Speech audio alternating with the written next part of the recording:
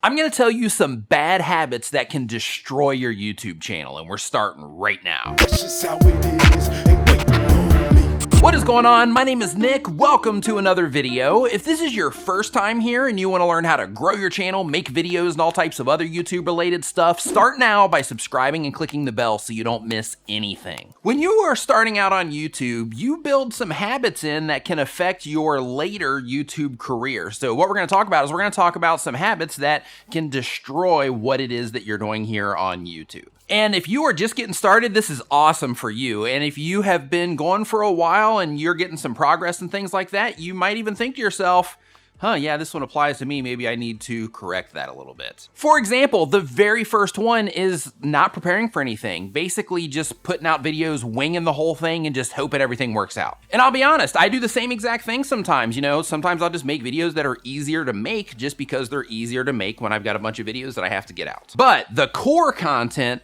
that's the stuff that you got to put some real planning behind. You got to put some real prep behind so that you can make sure that whatever it is that you're doing here, you can make sure that you're driving everything in the right direction with the content decisions that you're making. Not researching also comes down to not looking into the other people in your niche and seeing who it is that you're competing against if you're trying to rank your videos in search or if you're trying to get suggested or anything like that. Not looking into or not researching the specific type of video or the specific video titles and things like that that you're making can also be hurting you. For example, if you're not researching the titles that you're putting out to see how competitive it is, if you're trying to rank a video in search, for example, then you're selling yourself short because you might be making a video that you don't even stand a chance to rank and search for. Or if you're making thumbnails and you haven't taken a second to pull up and search to see what other thumbnails are there for the terms that you're trying to rank up against, well, that's another one where you're selling yourself short because if your thumbnail's not standing out, then there's a chance that your thumbnail's not going to get clicked on, which means you're not going to stay in that position for very long. Of course, this is where the TubeBuddy A/B testing tool would come in extremely handy for you. I'll put a link to TubeBuddy down in the description below for that, but not taking that time to research who it is that you're going up against or the actual videos that you're going up against and things like that, not really having a plan,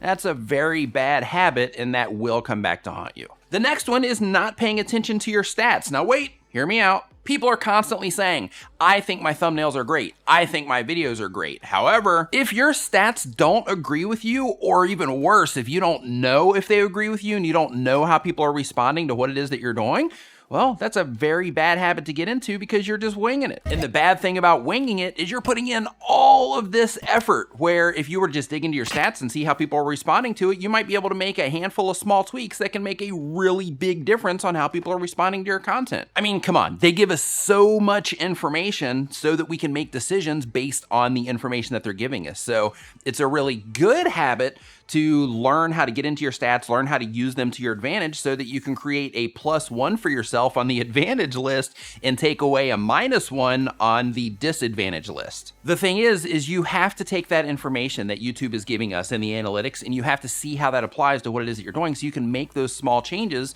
so that you can get better results here on YouTube. Even if you're getting good results now, you can improve. Right? Like my channel's doing okay, but I can improve on my channel by just going into the stats and fine-tuning things so that you will respond to it in a better way. For example, if you're a regular viewer and you have those videos to where I don't have my intro, you know, I see it in the comments, you're like, oh my gosh, Nick, you don't have an intro in this one. Again, if you're a regular viewer, I know going directly from and we're starting right now into the actual content itself is a little bit uncomfortable, but what I'm trying to do is I'm trying to make it a better experience for everybody that comes into the video, and that is based on the analytics themselves. So for the most part, my intro is okay, but I'm just trying to see for all the new viewers that are coming in if it's still okay for the new people that are coming in. But anyway, that was a little long-winded and kind of ranty, but what I'm getting at is it's really important to make sure that you're looking in your analytics and that you're using that information that YouTube gives you to make decisions on your content so that you can make sure that you're making the best possible experience for the people that are watching your content, which will in turn cause YouTube to put your videos in front of more people, which will in turn make your channel grow faster and will get you more views. The next one on this list is uploading too much. And I know that you might say, wait a minute, aren't I supposed to upload as much as humanly possible? No. You're not supposed to upload as much as humanly possible if people are not responding to your content. What's important is instead of just doing as many uploads as humanly possible and taking all of your time to create content that's going to make you upload all of the time, it's better to instead say, I'm going to take some of this time and I'm going to actually learn how to get my videos to perform better. And then once I learn how to get my videos to perform better, then I'm going to increase my uploads. Because if you've been on YouTube for a while and you're seriously putting in the effort to try to make everything work out for you, and you're getting 50 to 100 views, and let's say you've been on YouTube for a year and you're uploading like 2 or 3 times a week, you need to slow down a little bit and spend some of that time studying how all this stuff works. I mean, that's why you're watching my videos, but you need to look even deeper than that to make sure that you are making the right decisions on how you're actually putting your content together so that you can get better results. Because gone are the days where just putting out content for the sake of putting out content is going to make you win. Now, you have to put out content that people are responding to. And the more that you learn how to do that,